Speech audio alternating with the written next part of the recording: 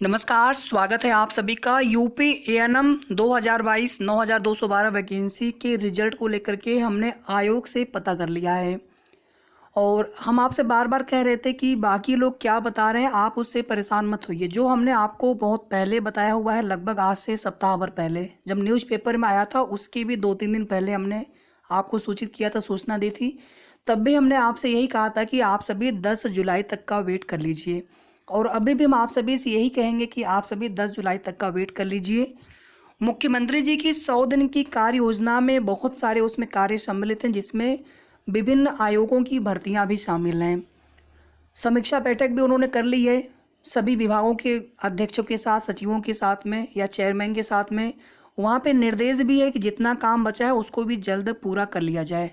लेकिन उसका बिल्कुल भी ये मतलब नहीं है कि हर हाल में 100 दिन के अंदर जो है ज्वाइनिंग लेटर घोषित या ज्वाइनिंग लेटर जो है सबको दे देना है, यानी जो सेलेक्टेड कैंडिडेट्स हैं।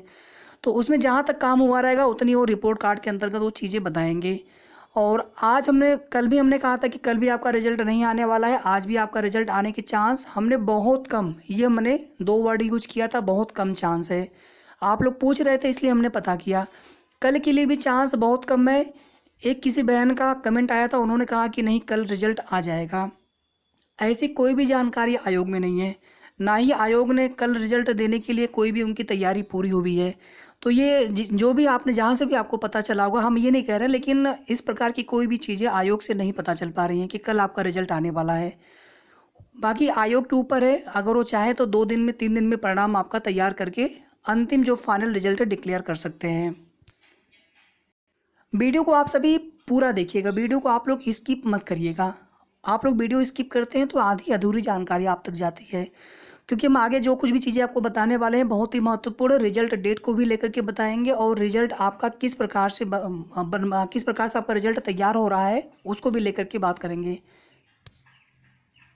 सबसे पहली चीज़ देखिए, जो रिजल्ट है उसमें कोई भी 2 कट ऑफ या 1 कट ऑफ या 3 कट ऑफ ऐसा कोई रूल नहीं होता है। ऐसी कोई प्रक्रिया का पालन उसमें नहीं होना है। जो कुछ भी चीज़ें अगर आपको कहीं से बताई जा रही हैं, क्योंकि ऐसे कमेंट आपके आते हैं तो हम तुरंत वहाँ पे गेस कर लेते हैं, समझ जाते हैं कि आप कहीं से आप किसी का वीडियो आपने देखा होगा और फिर आपके मन में वो सवाल होता है, क्योंकि हम कुछ और बता रहे हैं, वहाँ पे कुछ चीज़ें और बताई जा रही हैं। सबके अपने अपने जो विचार होते हैं, उनके अपने अपने एनालिसिस होते हैं। लेकिन यूपी ट्रिपल एससी की जो भर्तियां अभी हो रही हैं, आपकी एएनएम की भर्ती भी लगभग उसी प्रकार की है। बस फ़र्क इतना है कि आपकी भर्ती में मेल कैंडिडेट्स नहीं है, टोटल फीमेल कैंडिडेट हैं। तो सिर्फ इतना फ़र्क पड़ेगा, जितना भी कट ऑफ, जितनी भी मेरिट आपकी बनेगी उसमें सिर्फ फीमेल की कोई भी अलग से मेरिट नहीं बनेगी। इसके अलावा सबकी अलग अलग कट ऑफ बनेगी। कोई भी 2 कट ऑफ, कोई भी किसी का कमेंट आया था किसी बहन का, उन्होंने कहा कि केवल 2 कट ऑफ बनेगी, एक जो है सामान्य वर्ग के लिए, बाकी सभी रिजर्व कैटेगरी के लिए। तो ईडब्ल्यूएस कहाँ गए फिर, या वही कट ऑफ ईडब्ल्यूएस के लिए भी? तो ऐसा कुछ भी नहीं होने वाला है।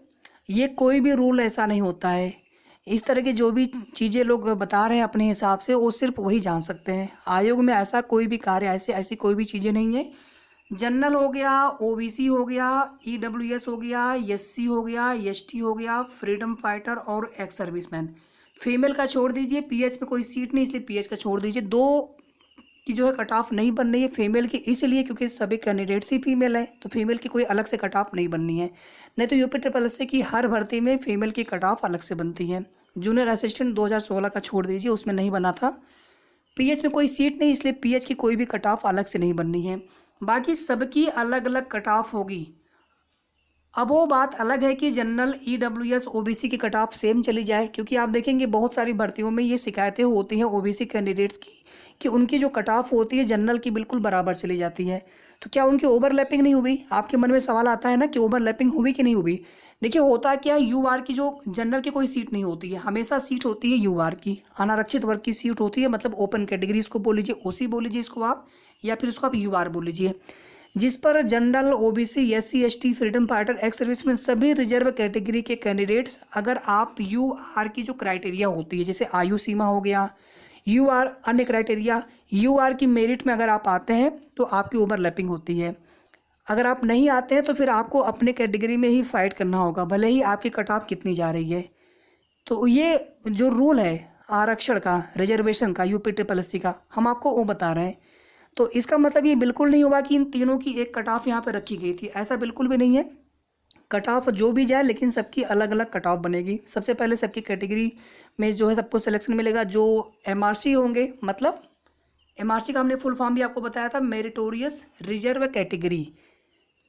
जो मेरिटोरियस मतलब जो ज़्यादा अंक वाले होते हैं, आरक्षित वर्ग के अभ्यर्थी कैंडिडेट्स जो बहनें होंगी, तो आपका जो है यूआर की सीटों पर ओवरलैपिंग करवाया जाएगा। होता है, वो नियमानुसार होगा, उसमें आपको परेशान नहीं होना है।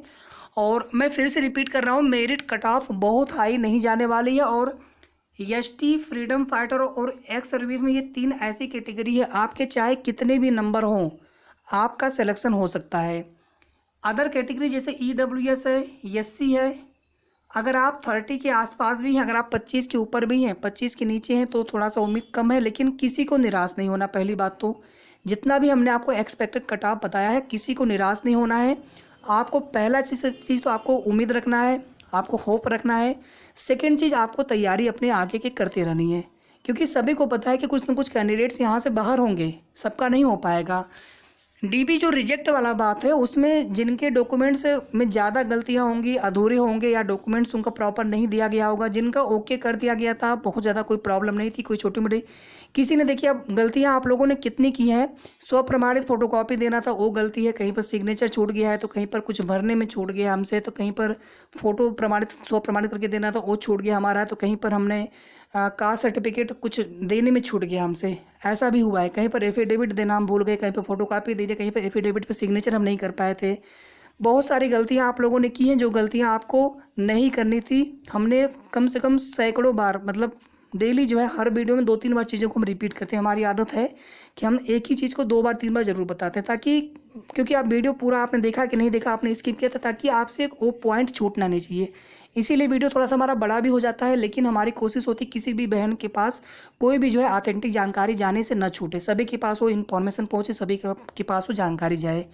और रिजल्ट जो है आपका मेरिट के फॉर्म में आएगा। मेरिट में एक कई पेजेस की पूरी PDF होगी, उसमें अलग अलग कैटेगरी के हिसाब से अलग अलग उतने पेजेस उस कैटेगरी के लिए होंगे। बाकी जिनका रोल नंबर के हिसाब से उसमें आपका आना चाहिए। और उसमें देखिए एक चीज़, बदलाव अगर आयोग करता है तो फिलहाल में अभी ऐसे कोई जानकारी नहीं, अगर बदलाव करता है तो ही आपके मार्कशीट यानी आपके कितने अंक हैं ये आपको पता चल पाएंगे। मान लीजिए किसी के संविदा के नंबर कितने नंबर जुड़े, आपने अपने से जोड़ा, आपका 40 नंबर है, या सपोज दैट आपने 32 नंबर जोड़ा OBC में। आप किसी अपने लिए पर्सनली मत लीजिएगा, मैं एक एग्जांपल दे रहा हूँ। मान लीजिए कि उस बहन का सिलेक्शन नहीं हो पाया 32 पर, तो उनको क्या लगेगा कि पता नहीं हमारा संविदा के नंबर जुड़े कि नहीं जुड़े। फिर आप OBC की कट ऑफ देख लीजिए। मान लीजिए OBC की जो कट ऑफ है 37 गई, या 37 पॉइंट समथिंग गई, या फिर 38 गई, तो वहाँ से आपको पता चल जाता है, सभी को मालूम पड़ जाता है कि जो कट ऑफ गई, हमने जो नंबर अपने जोड़े थे, संविदा कर्मी है तो अपने अनुभव वाले नंबर भी जोड़ेंगे उसमें, बाकी जो फ्रेशर रहेंगे उनके केवल रिटर्न वाले नंबर रहेंगे। तो वहाँ से हमें आइडिया लग जाता है। आयोग जो है अभी तक तो किसी भी रिजल्ट में उन्होंने मार्क्स शो नहीं करते हैं, अगर आपकी भर्ती में शो करते हैं तो बहुत अच्छी बात है। और ये सब चीज़ें गोपनीय होता है, ये सब चीज़ें आयोग शेयर नहीं करता है किसी के साथ में। बहुत थोड़ी बहुत जो है इन्फॉर्मेशन पता चल पाती है, वो भी रिजल्ट आने से 2-3 दिन 4 दिन पहले।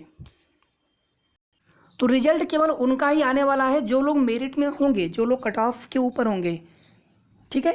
जिनका नहीं हो पाएगा उनका रिजल्ट नहीं आने वाला है। उनका रिजल्ट कहाँ से आएगा उसमें, या तो सबके मार्कशीट शो करें वो अलग बात है, हम अपने मार्क्स चेक कर लें वो अलग बात है। बाकी जो रिजल्ट होगा, जितनी सीटें होंगी 9212, इसमें भी कैटेगरी वाइज सीटें भरी जाएंगी। किसी कैटेगरी में मान लीजिए कैंडिडेट्स कम मिले, वहाँ पे सीटें खाली रह गई, तो ऐसा नहीं कि 9212 सभी सीटें भर जाएंगी। हो सकता है कुछ सीटें खाली भी रह जाए, ऐसा भी हो सकता है। किसी कैटेगरी में ज़्यादा कैंडिडेट्स होंगे तो वहाँ पर सीटें पूरी भरने के बाद बहुत सारे कैंडिडेट्स सिलेक्शन होने से भी आप रह जाएंगे, ऐसा भी हो सकता है। इस तरह के ये रूल होते हैं।